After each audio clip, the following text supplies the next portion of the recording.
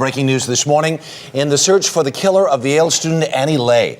Late last night, police took away a man who worked in the same lab, 24-year-old Raymond Clark III. At this time, he is not a suspect, only a person of interest. CBS News correspondent Randall Pinkston is in New Haven with the latest. Randall, good morning. Good morning, Harry. Last night, police said that Raymond Clark would be released as soon as he gave them DNA samples, but authorities are not telling us this morning exactly where Clark is. We do know that authorities are clearly building a case for an arrest in the death of 24-year-old Annie Lay. She was found this past Sunday in a Yale laboratory building, apparently strangled to death. 24-year-old Raymond Clark III was taken into custody last night while his apartment was searched. Police say he was not arrested, although he was led away in handcuffs. Clark was taken to an unnamed medical facility to submit physical evidence, his own DNA. We'll take samples of his hair, and we'll take a saliva sample from him, scrape his fingernails. There's a variety of things we do to get physical evidence off the body. A law enforcement source says investigators noticed marks and scratches on Clark's hands and arms when they first questioned him. The New York Post reports his family says the scratches are from his cat. But a failed polygraph test raised more red flags. To narrow this down, we're going to do it as quickly as we can. We're going to make sure there are not other suspects out there. Police also confirmed that Clark is an employee of Yale University.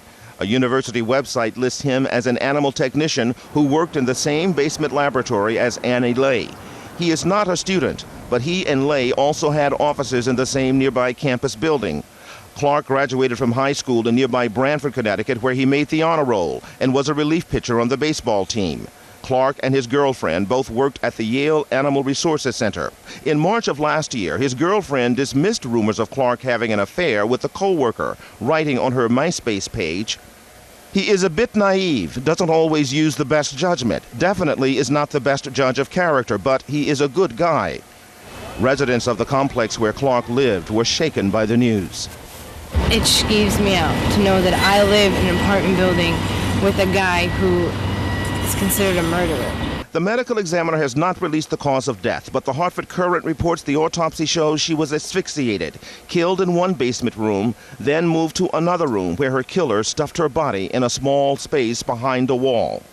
We've got over 150 pieces of evidence seized so far. We've, at this point, looked at about 700 hours worth of video. One of the questions investigators hope to answer is exactly how Lay's body was moved from the room where investigators found small traces of blood to that hiding space in the basement of the Yale laboratory building. There's been no reaction so far from Lay's family to the latest criminal developments, but a family spokesman did release a statement last night on behalf of the family saying, "The entire Yale community, as well as our extended families and friends, have been very supportive, helpful, and caring. Our loss would have been immeasurably more difficult to cope with without their support. Thank you."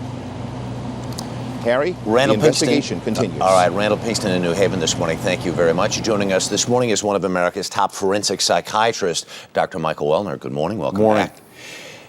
How would the police move their prosecution from a person of interest to an actual suspect? Is it really all about the DNA?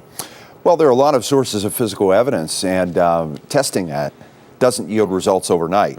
There's a lot of material gathered. Some of it may be contaminant, and some of it attaches itself to materials such as clothes that are absolutely connected to this murder. They said they had over 100 pieces of evidence, but they also said at the end of that soundbite there, you heard the police chief talk about these hours and hours of video. Might this really be, because places like a lab like this, a secure situation, there are cameras all over the place. You know, when I first came to New York, a pathologist was murdered in a hospital, in the basement of a hospital here locally, by a homeless person living there.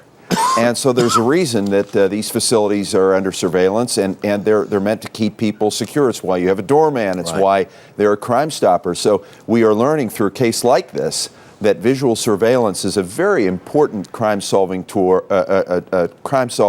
mechanism, when otherwise we might not have clues. This person of interest apparently also, failed a lie detector test.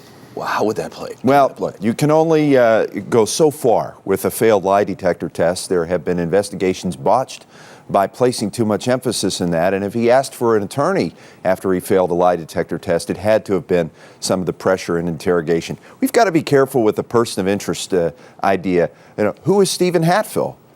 He wasn't the anthrax mailer, but we thought he was when he was a person of interest. Who was Richard Jewell? Well, no, he wasn't the Olympic Park bomber. So the police have an opportunity with this is not a case where there's no evidence and the public is being asked to contribute input. This is a case where there's a lot of evidence and they've now got to distill it into something pure. Really good advice. Dr. Weldner, thanks so much.